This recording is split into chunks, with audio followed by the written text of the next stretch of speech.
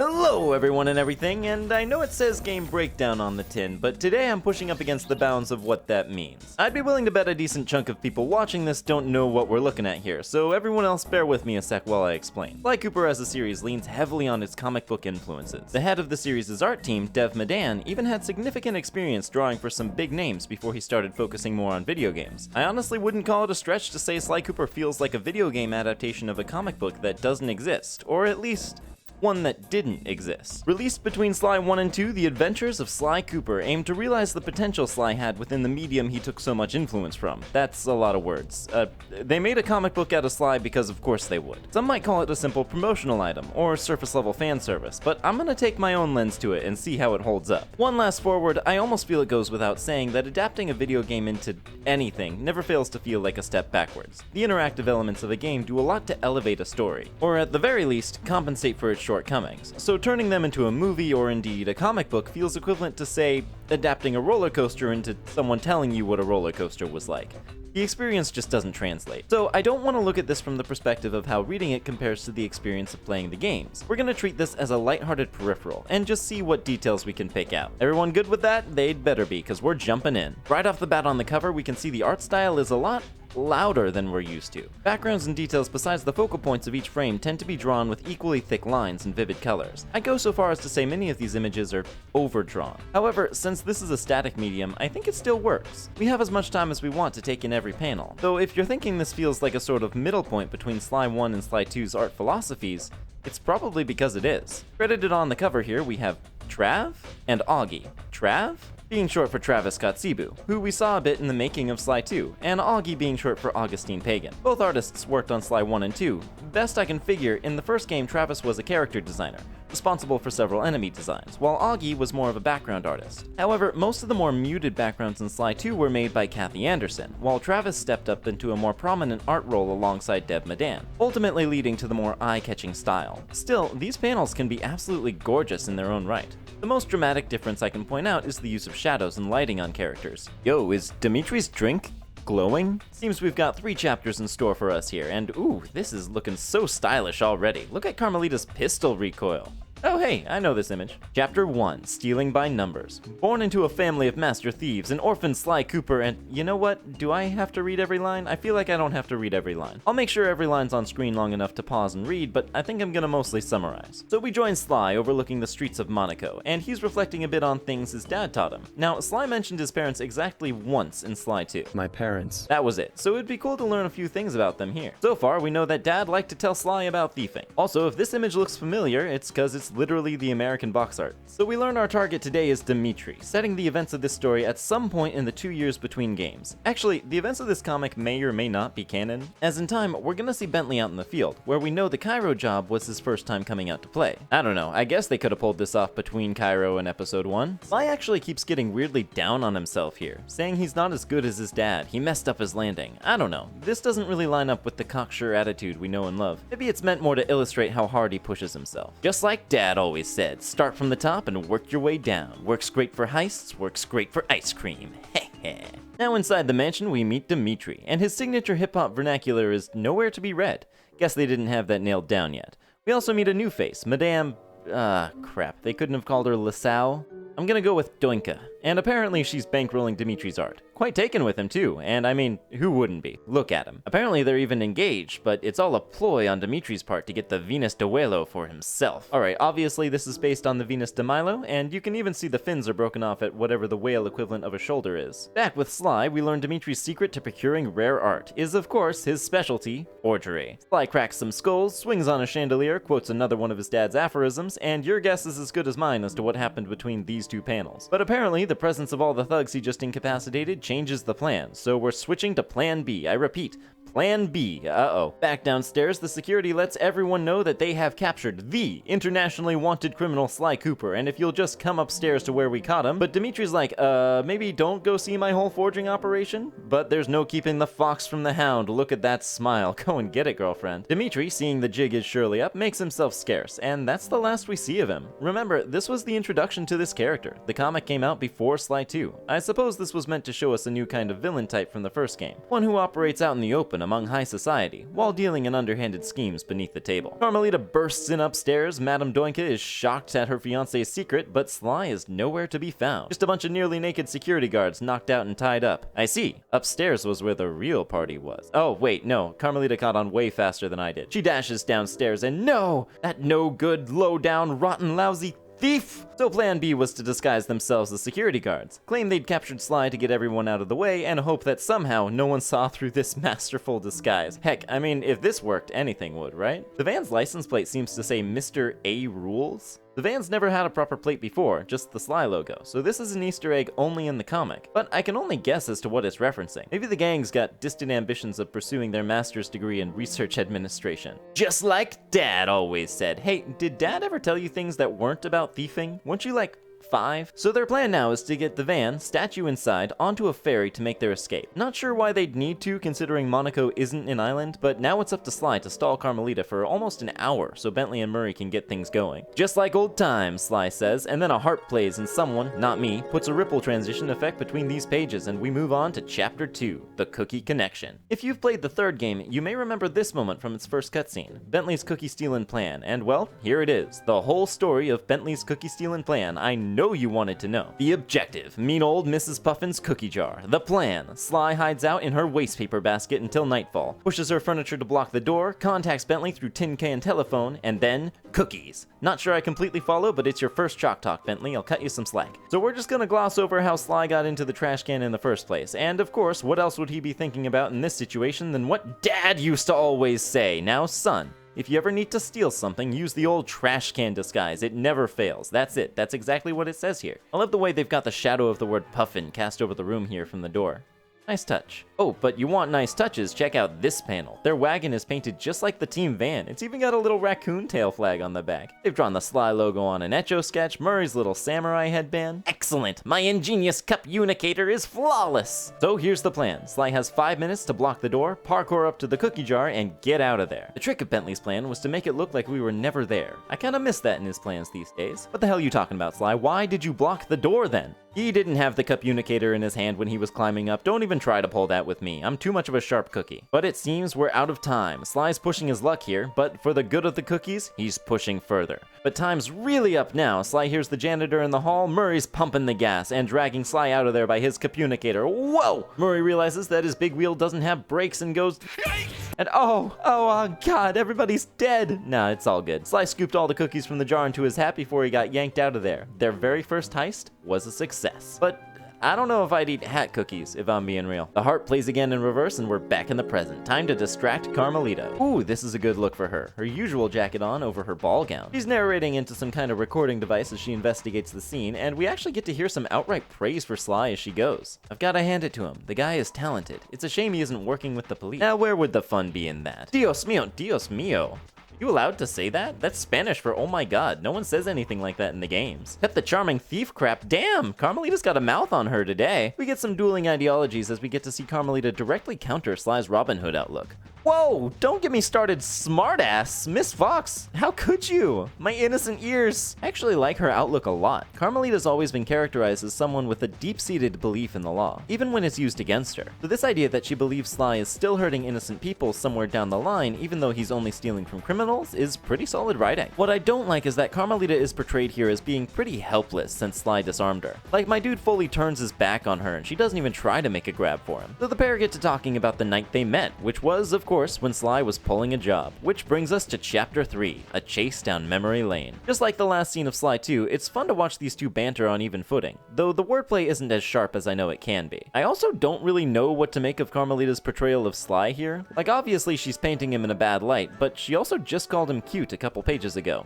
Dang it. It is funny though. So we're in the Paris Opera House and we find that this was Carmelita's first big security assignment, but Carmelita says if it went well, her supervisor was gonna let her take over the department? I don't know about that, and neither does Sly. I like how we basically just got two narrators, both of them unreliable and totally biased. So every panel, we just gotta figure the truth is somewhere in the middle. And that's a really fun idea. This is also where we learn the name of Inspector Barkley, who we actually saw in the ending of Sly 2 but never found out much about. Tiny detail, you can see Sly's silhouette in the mirror back here. Evidently, he's here to steal this fancy jewel around the diva's neck, aptly named the Diva Diamond. Sly's no-good rotten plan is now a tourist map of the city. Alright, I'll give you that one for sure. This cop design is not one we've seen up to this point. I think they're meant to be gorillas. But really, isn't it obvious? I let myself get caught looking for a chance to meet you. Now, that's probably God's honest truth right there. What do you mean? What kind of trick are you trying to pull now? No trick, Carm. Nope, I don't like that. Apparently, rather than cuff him and bring him downstairs, Carmelita tied him up in the janitor's cupboard. And when the guy happened by, Sly was able to charm his way out. That guy's the real hero. I'll never forget you, nameless janitor dog. So now the stage manager, Pierre, his name's Pierre, remember that. It's gonna be super relevant eventually, I can feel it. He tried to steal the Diva Diamond himself with the distraction Sly caused. And really, stopping that crook in his tracks is the least Sly could do after he got Carmelita in trouble. Oh, but now they've lost the crook and the diamond. Barkley is the maddest he has ever been. Carmelita is about to be fired, but Sly pulls some Back to the Future 2 shenanigans and drops Pierre onto the scene, diamond and all. Apparently he also made this little origami calling card. That's adorable. So the day is saved. Carmelita's the hero, and this may go a long way into answering the question of why Carmelita still has her job. She generally gets the bust on whatever criminal Sly leaves in his wake. Even if he does manage to slip through her fingers time and time again, he's only one of probably dozens of baddies. Her track record must be rock solid. Back in the present, Sly says the letter Z for no discernible reason and goads Carmelita into going for her gun. But in the moment her back is turned, he jumps off the bridge, which they are apparently on. Hold on.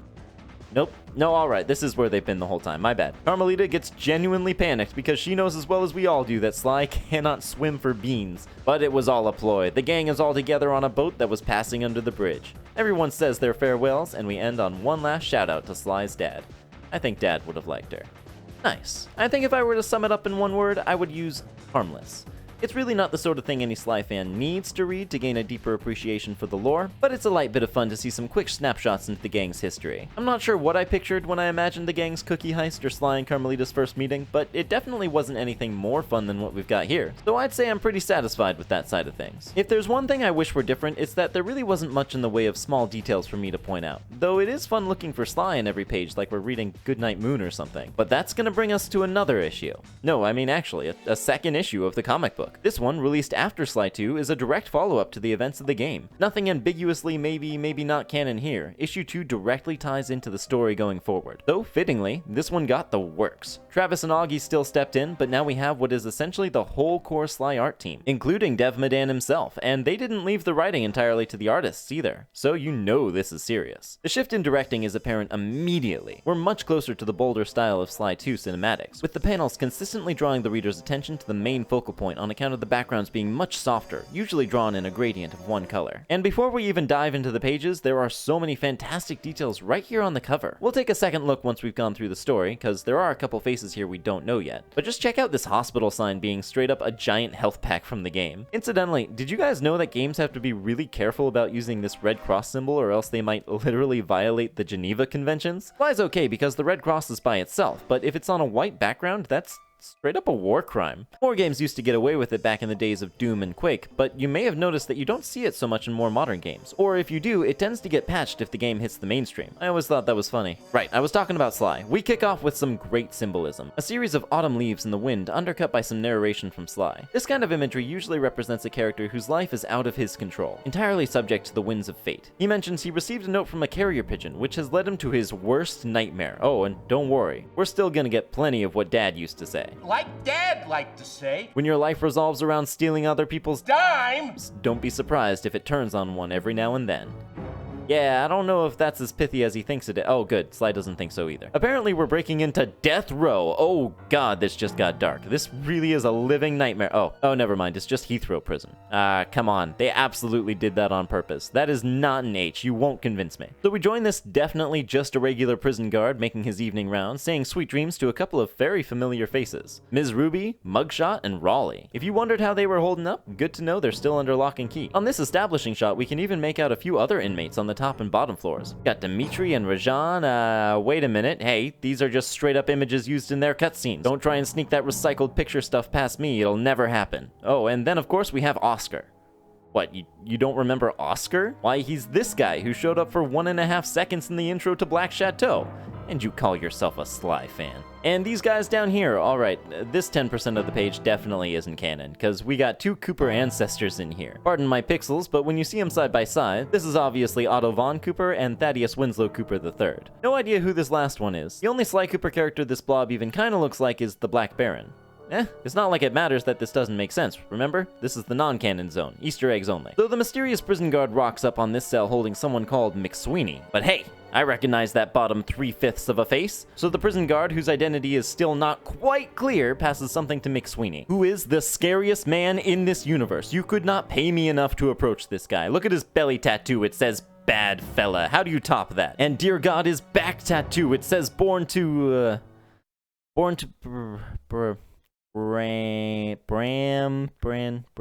Bramble? Right, so the guard that's definitely not Sly handed McSweeney a Cooper calling card, but he's playing it chill. This bad fella's not just a pretty face. He knows how to cover his bets. Oh my God, the prison guard was Sly the whole time, and he's looking for Big Jim McSweeney. Are you? Yes, you, Big Jim McSweeney. But McSweeney's still playing it cool. He's like, yeah, well, maybe. I mean, I know the guy you're looking for ran with the original Cooper gang and used to babysit the guy you're claiming to be. But the only way we stop being coy about it is if you look at this tattoo on my hand and tell me exactly what it means. You have 3 panels to think about it. 3, 2, 1. Sorry, kid. Should have been born to be Brahmi like me. Oh, it says brawl. That's a W. Jesus criminy. Well, he says Sly's probably not even a real Cooper, and that does it for our boy. Check it out, my baton is actually my cane, and it can do this somehow. What do you think of that? Well, he's not too pleased about it. In fact, he is about to absolutely annihilate Sly unless he takes another good damn look at that hand tattoo. But before he can crush Sly's windpipe, he remembers that when he was 3, his dad took him to Italy, where he saw that museum. Good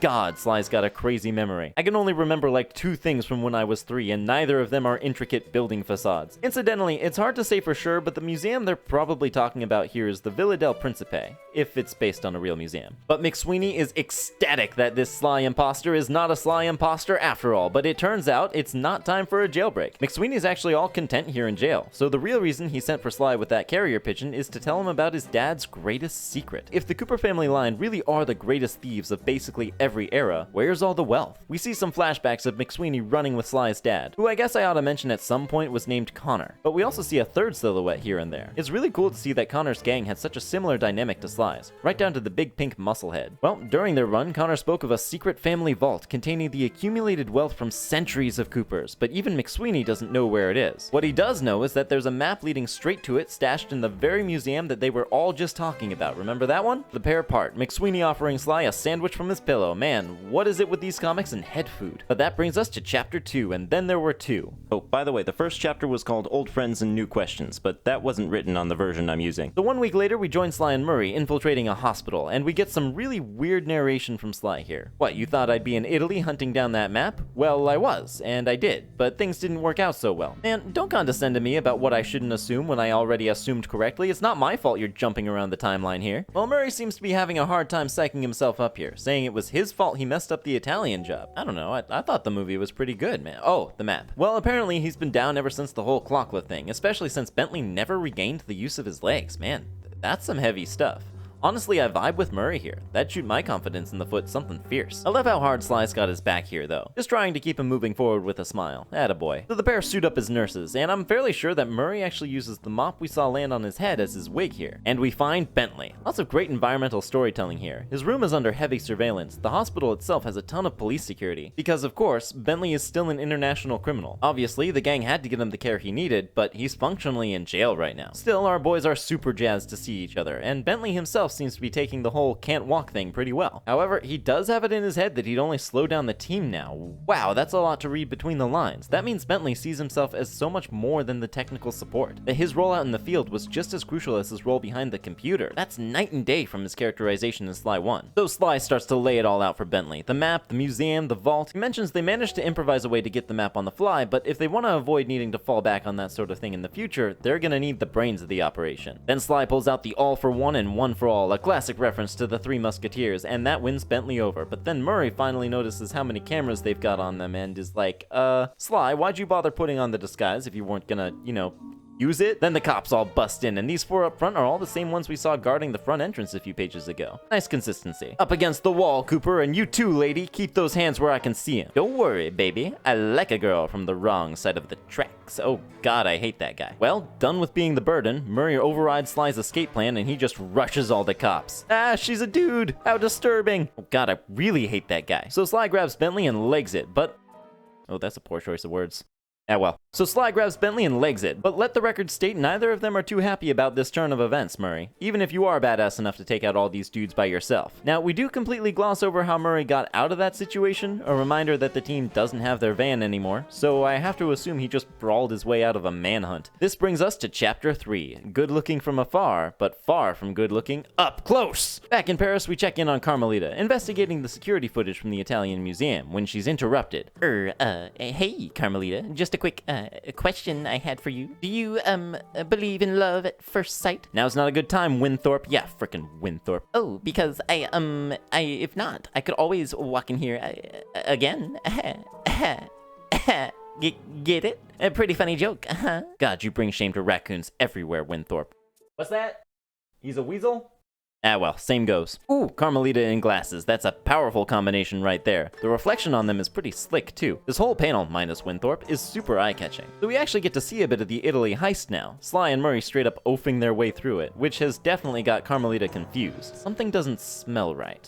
Speaking of smells, would a rose named Carmelita smell even sweeter? I need to concentrate, Winthorpe. Yeah, Winthorpe, please shut all the way up and go get Carmelita some coffee or something. So we see Murray and Sly trying to make up with this walrus statue before accidentally smashing it on the floor. You can actually see the head of it on Carmelita's desk a few pages back, marked as evidence along with a painting and a packet of some kind of cheesy snacks, which I can't say for sure I've never seen Murray eat, but I know they probably weren't Sly's. Got your coffee, Carmelita? Nope, I don't drink coffee. Now please close the door on your way out. Yeah, and maybe figure out why your badge keeps phasing in and out of existence while you're at it. Frickin' Winthorpe. Carmelita starts drifting off. Maybe she should have had that coffee after all, cause in comes Sly, unable to keep himself from wondering what kind of relationship they'd have if they weren't literally cops and robbers. Well, whatever he was doing took him 10 full minutes, and Carmelita wakes up and he's still there. Son of a what, Carmelita? Son of a what? Sly's drawn in his mysterious shadow style right now for some reason. Generally, they only use that either when they're playing up that we might not know who he is, or when he's hidden out of sight, and neither of those seem to be very much the case right now. Anyone ever tell you how pretty you look when you're sleeping? He called her Carm again. Cut that out, I don't like it. So it transpires that the reason Sly's here was to grab that canvas painting that ended up being taken as evidence, since the map to the vault was hidden on the back of it.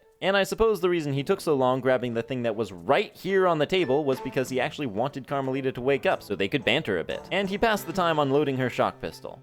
Yeah, that checks out. Maybe. Or maybe I just like watching you sleep. Ugh, bad touch, Sly. We don't actually get much banter, just kind of a, aha, I gotcha, before Sly escapes, map in hand. And we're on to the epilogue, ready to wrap this all up. Seems the invasion of her privacy snapped something in Carmelita. She's hired on a bunch of muscle and guns. Okay, damn, I didn't know it was like that. Now back at the safe house, and this does appear to be the same one from the Black Chateau. You can even make out the antenna on top. We see Bentley working on his new wheelchair, outfitting it with blasters, mines. Whoa, I want one. The vault's on an island not far from Hawaii. Once Murray gets back, maybe the gang can get some well-deserved vacation. What's up, Murray? You're looking a little grim. Well, Murray's decided he's done. All for one and one for all doesn't work for him while he feels like the weakest link. I'm sorry, guys. I've thought this through, and it's best that I left the team. Better off without me. And that's where they left it. To be continued in Sly 3. Let's take one last look at the cover. We can see McSweeney and Murray set up as parallels here, back to back, the muscles of two respective gangs, who by the end of this story are both down and out of the action. The sun and moon highlighting their differences as they each turn their back on Sly, letting his adventure go on without them. Fantastic imagery. But those were the adventures of Sly Cooper. Obviously, I like issue 2 a lot more than issue 1, but they're both quick reads that have a lot to enjoy for any fan of the main series. I'm gonna have to reconcile with the fact that Sly canonically calls Carmelita Carm, but otherwise, I'm really pleased with these short stories. Of course, issue 2 left a lot to be resolved for the future, and it feels less like a self-contained tale because of it. But that's a story for another day. Of course, we will get to Sly 3 in due time, but this will be the last video I make on our beloved raccoon for a little while. So next time we'll be switching gears to a brand new subject. Until then, normally the very next episode of Game Breakdown would already be up on my Patreon, but not this week. I want to release the first episode of my next project on both Patreon and YouTube. Don't worry, Patreon, you'll also get episode 2 when that happens. Until then, what I've got lined up instead is a behind-the-scenes tour of Game Breakdown. Essentially, I'll be breaking down myself. Everything from my inspirations to my process. This one's going to remain exclusive to Patreon, so if you're curious, come check it out. Regardless, thank each and every one of you so much for watching, and I will see you in the next one.